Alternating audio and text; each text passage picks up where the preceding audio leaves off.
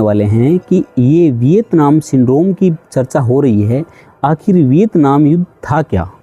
दोस्तों, 1955 से लेकर 75 तक अमेरिका की आर्थिक शक्ति, अमेरिका की सैन्य शक्ति और अमेरिका की जो सॉफ्ट पावर थी, उसको सबसे अधिक नुकसान पहुंचाने का किसी युद्ध ने काम किया है, वो किया है वियतनाम युद्ध ने।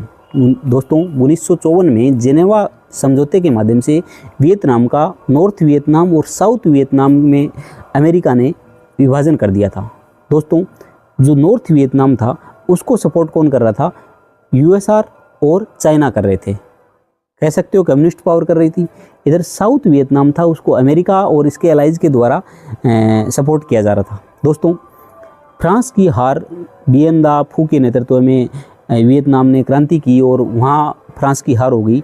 और उसके बाद में नॉर्थ वियतनाम में हो ची मिन के नेतृत्व में जो लड़ाई लड़ी गई, उस लड़ाई ने अमेरिका को बहुत आघात पहुंचाया। दोस्तों, अमेरिका के लगभग 58,000 सैनिकों को वहाँ पर अपनी जान गंवानी पड़ी, वहीं बड़ी आर्थिक हानि भी उठानी पड़ी।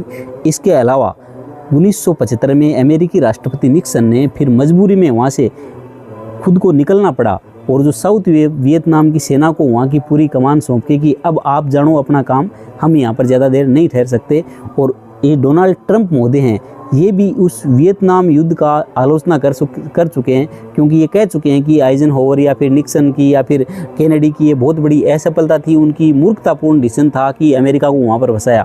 ऐसा का ऐसा निर्णय ट्रंप खुद कर चुके हैं और वहाँ पर ईरान में अमेरिका को फिर से ट्रंप ने फंसा दिया। दोस्तों, इसके अलावा जो वियतनाम के लगभग 30 से 40 लाख लोग हैं, वो भी उस युद्ध में मारे गए थे। दोस्तों, तो ये अमेरिका की छवि पर एक बहुत बड़ा दाग है और उसी युद्ध में मुझे लगता है कि अमेरिका फिर से फंसने जा रहा है। दोस्तों, आप अपना कमेंट करके ज़रूर बताएं कि चीज़ें कैसे हो रही है। आपको भी ऐसा लगता है कि अमेरिका ईरान युद्ध में गलत फंस गया है और यहाँ पर मुँह की खानी पड़ सकती है, क्योंकि ईरानियों की जो पावर है और किसी भी राष्ट्र की जब सिंपैथी या राष्ट्रवाद जब जागता है, प्रत्येक बच्चा लड़ने लग जाता है, तब उस राष्ट्र को हराना मेरे हिसाब से बहुत मुश्किल काम हो जाता है। ठीक है, ऐसा ही शायद ईरान के साथ भी हो रहा है, क्योंकि ईरान के सुप्रीम लीडर को मारने के बाद में ईरान के आम व्यक्ति के मन में अमेरिका और इजराइल के प्रति जो नफरत पैदा हुई है, जो राष्ट्रवाद पैदा हुआ है, जो अपने देश को जिताने का जुनून पैदा हुआ है, उससे दोस्तों लड़ना अमेरिका और इजराइल के लिए बहुत ही मुश्किल होने वाला है।